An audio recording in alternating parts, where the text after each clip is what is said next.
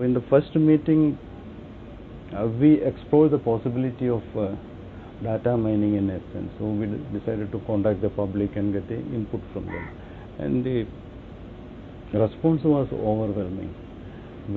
And we were doing our own research, SEBI team, and each member was assigned some sort of a specific task. And ultimately, when we analyzed all these things, we knew radical changes will have to be made.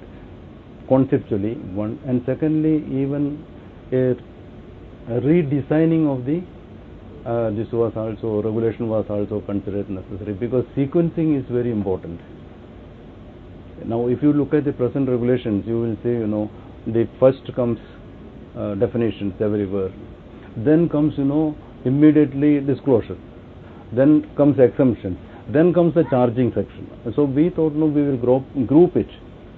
Once you are grouping, the amendment will be of no use, because then it will be a very confusing thing. So we decided, since we are going to redesign this one on one side, and there are structural changes in the definitions, etc., it is better to have a redrafted text. In fact, SEBI had amended it 23 times in the past. We are talking about a substantial acquisition of shares. 1994, this 10% was a substantial amount.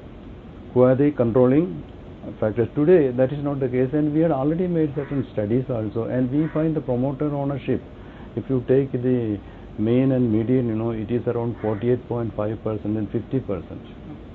And companies with this less than 15% promoter holding and still controlling, hardly 7 or 8. We can say that, as long as you are having 25%, you are having substantial say in the affairs of the company.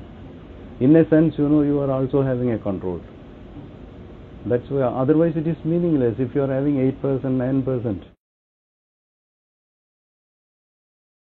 The material benefit is that, this is 100% public offer. Otherwise, what happens? In a particular case, the seller, take for example 30%, he owns 30% and he gets a complete exit. He sells to the acquirer.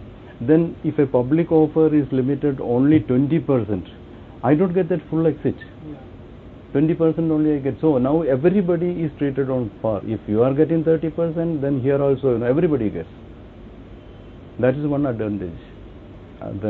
Then offer price. Now there is no question of icing that one with other things.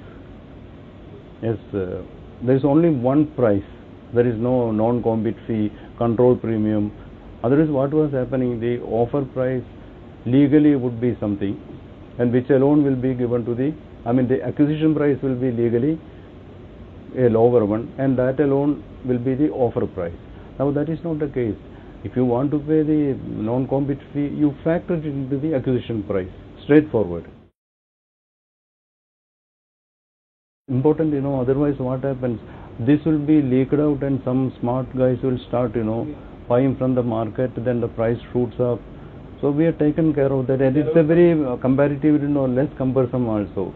Few items, put it on the website and exchange website, so they know that there is a takeover here or acquisition, and the price is relatable to that date. Price is frozen on that day, even if you delay the public announcement and acquisition.